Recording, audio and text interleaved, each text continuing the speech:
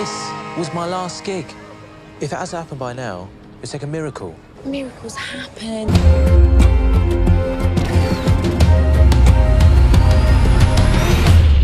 What happened?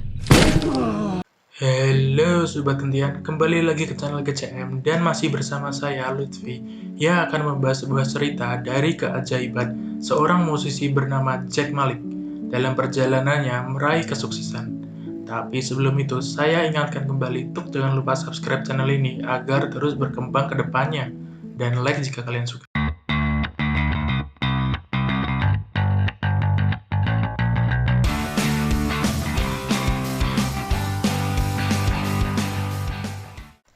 Film dimulai dengan sebuah nyanyian oleh seorang musisi kafe bernama Zack Malik, menyanyikan lagu orisinal miliknya berjudul Summer Song. Sehari-harinya, Malik bekerja sebagai karyawan di salah satu swalayan yang ada di kota tersebut. Di saat dia melakukan pekerjaannya, Malik didatangi oleh atasannya dan menegur dirinya untuk memotong janggut miliknya. Dia juga mengeluh tentang Malik yang selalu datang terlambat dan cara Malik berpakaian. Terlihat atasannya seperti selalu membenci Malik dan mencari-cari kesalahannya agar dapat memecat Malik dengan segera. Malik pun hanya menuruti perintah bosnya itu.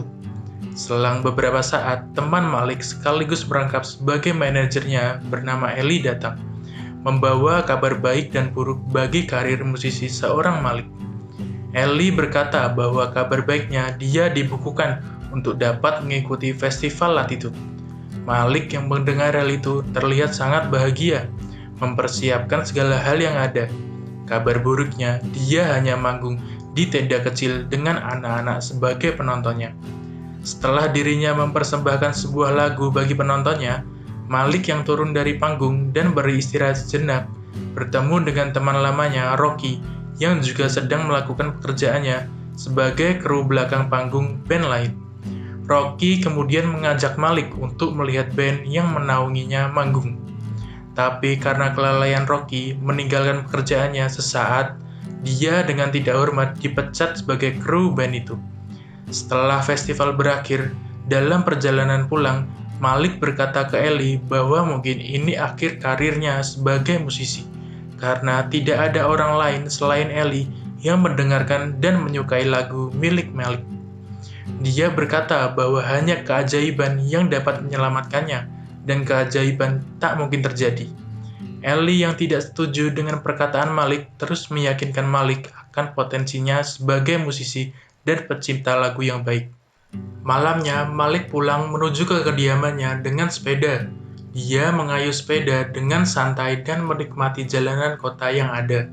Namun, sepertinya ada hal aneh yang dia rasakan sepanjang perjalanan. Seisi dunia diketahui satu demi satu listriknya padam. London, Moskow, Jepang, Paris, semua kota-kota besar juga padam untuk sesaat. Malik yang terus mengayuh sepedanya, hingga sesaat di kelokan jalan dia menabrak mobil yang sedang melaju kencang dan terpental dari sepedanya. Malik yang tak bisa bangun mendapati dirinya sudah berada di rumah sakit. Temannya, Ellie, datang dan menyampaikan bahwa kondisi Malik baik-baik saja. Dia dapat berjalan seperti biasa, tapi jenggot kesayangannya hilang, ditambah 2 gigi besar miliknya. Ellie yang melihat itu merasa kasihan dan sedikit menahan tawa, karena wajah Malik malah terlihat lucu. Ellie pun menceritakan kejadian semalam. Dia berkata bahwa listrik padam selama 12 detik dan terjadi di seluruh dunia. Ellie berkata dengan candaan bahwa mungkin kejadian ini adalah pesan Tuhan agar Malik tidak kembali mengajar sebagai guru. Kembalinya Malik dari rumah sakit dirayakan oleh Ellie dan juga teman-temannya. Nick, teman Malik, memberikan hadiah berupa gigi palsu kepada Malik, karena mungkin itu bisa membantu, pikirnya. Nick juga memberikan sebuah bus mainan kepada Malik sebagai kenang-kenangan karena dirinya tertabrak oleh bus. Satu hal lagi, mereka memberikan sebuah gitar baru untuk Malik yang sedang bersedih lara karena gigi depannya hilang sebagian. Malik pun menyanyikan sebuah lagu milik The Beatles yang berjudul Yesterday. Namun, melihat reaksi teman-temannya yang seakan tidak tahu akan keberadaan lagu ini dan terpesona akan keindahan lirik lagu yang dinyanyikannya, Ellie pun kemudian menanyakan sejak kapan dia menulis lagu seindah ini. Malik pun terus menjelaskan bahwa ini adalah lagu milik The Beatles. The Beatles yang sangat terkenal di zamannya, bahkan hingga saat ini. Malik merasa terheran-heran dengan teman-temannya yang tidak tahu tentang The Beatles dan menganggap ini lelucon terumit yang pernah dia dengar. Malik yang berada di dalam mobil pun terus merasa aneh dan merasa sangat tidak wajar dengan hal yang terjadi.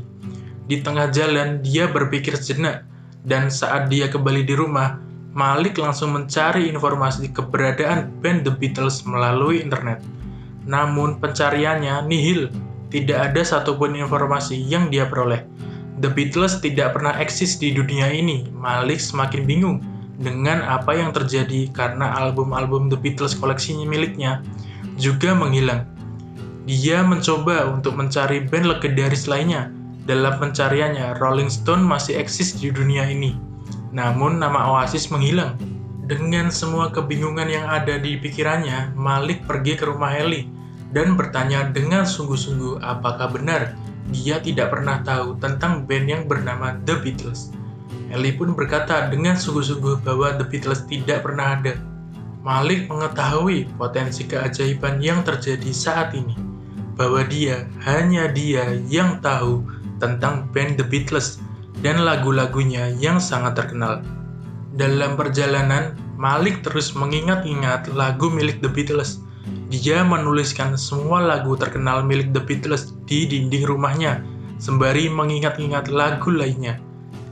Keesokannya, Malik mencari manajernya Ellie dan berkata bahwa dia telah mendapatkan inspirasi untuk menciptakan lagu-lagu baru. Sepanjang hari, dia terus bernyanyi sambil mengingat-ingat lagu terkenal yang tidak pernah eksis di dunia ini. Di saat ibunya memberikan dia minum, Malik meminta minuman bersoda Coca-Cola.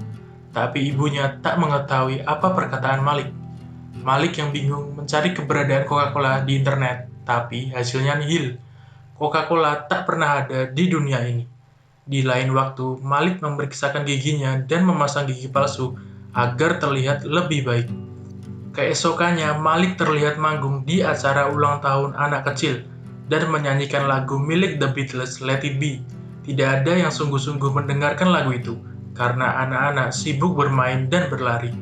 Di lain waktu, Malik yang menyanyikan lagu itu di sebuah kafe, mendapatkan sebuah kabar baik bahwa dirinya ditawari sebuah rekaman dari seseorang bernama Gavin. Gavin pun menawarkan hal tersebut dengan gratis karena dia suka lagu yang dibawakan oleh Malik. Mereka pun memulai rekaman beberapa lagu milik The Beatles yang tidak pernah eksis dan menciptakan sebuah mahakarya terbaru yang orisinal di dunia itu. Malik pun semakin terkenal. Dia pun diundang oleh sebuah stasiun televisi untuk menyanyikan lagu ciptaannya. Hingga di suatu titik, dia ditelepon oleh seseorang musisi terkenal, Ed Sheeran. Ed yang menonton acara televisi merasa terpesona dengan keindahan lagu yang Malik bawakan. Malik yang sedang beristirahat sejenak, kemudian didatangi secara langsung oleh Ed di rumahnya. Malik terlihat terkejut dengan kedatangan Ed di rumahnya, karena sebelumnya dia berpikir telepon tadi adalah lelucon yang dibuat oleh Nick. Malik pun mempersilahkan Ed masuk ke rumah dan mengobrol tentang penampilannya yang memukau di acara televisi tadi. Ed pun juga mendengarkan lagu-lagu ciptaan Malik di situs web Warehouse dan merasa bahwa semua musiknya memiliki lirik dan cipta rasa yang bagus. Ed lalu menawari Malik untuk manggung sebagai opening di konser miliknya pada hari Selasa depan. Malik pun mendatangi Ellie dan berkata tentang apa yang baru saja terjadi di rumahnya. Ellie terlihat ikut senang dengan hal tersebut, tapi dia sangat menyayangkan satu hal, bahwa dirinya tak bisa ikut bersamanya ke konser hari Selasa nanti, karena dirinya memiliki jadwal pertemuan orang tua murid pada hari tersebut. Malik yang kebingungan untuk mencari siapa pengganti Ellie, memutuskan untuk mengajak Rocky, temannya yang baru saja dipecat dari band yang menaunginya beberapa waktu lalu. Mereka dengan segera berangkat menuju bandara dan menaiki pesawat jet bersama Ed Sheeran menuju tur konser di Moskow, Rusia. Malik lalu menampilkan performa terbaiknya. Lagu miliknya membuat semua orang bersenang-senang. Semua orang menyukai apa yang dibawakan oleh Malik dan dia menjadi semakin dikenal orang. Seusai konser, Ed yang merasa takjub dengan keahlian Malik meracik sebuah lagu, menantang Malik untuk menciptakan sebuah lagu yang berkesan hanya dalam waktu 10 menit. Malik pun menyetujui tantangan Ed. Tentu dengan keajaiban miliknya, Malik menyanyikan lagu yang membuat semua orang terdiam, menikmati lirik lagu yang dibawakannya. Ed pun mengakui kekalahannya dalam menciptakan lagu dan terpesona dengan lirik lagu yang dibawakan oleh Malik. Di lain sisi, ada seorang yang mencurigakan menatap Malik seakan dia terheran-heran dengan lagu yang dibawakan oleh Malik. Scene pun berganti di mana Malik ditawari oleh sebuah agensi Los Angeles dan menawarinya sebuah ketenaran yang besar. Di lain waktu, Malik bersama keluarganya dan Ellie merayakan keberhasilan yang sudah dia capai saat ini. Ellie terlihat mabuk hingga dia memberikan suatu kode bahwa dia mencintai Malik. Malik sebenarnya terlihat mengetahui pesan yang diberikan oleh Ellie, tapi karena desakan keluarganya untuk berkumpul bersama, dia pun menghiraukan perkataan Ellie. Keesokannya, Malik bersama Rocky pergi ke Los Angeles untuk menerima tawaran agensi yang menawarinya. Dia bertemu Deborah, wanita yang menawarinya sebuah ketenaran. Deborah berkata bahwa dirinya akan menjadi superstar uang ketenaran dengan lagu keciptaannya.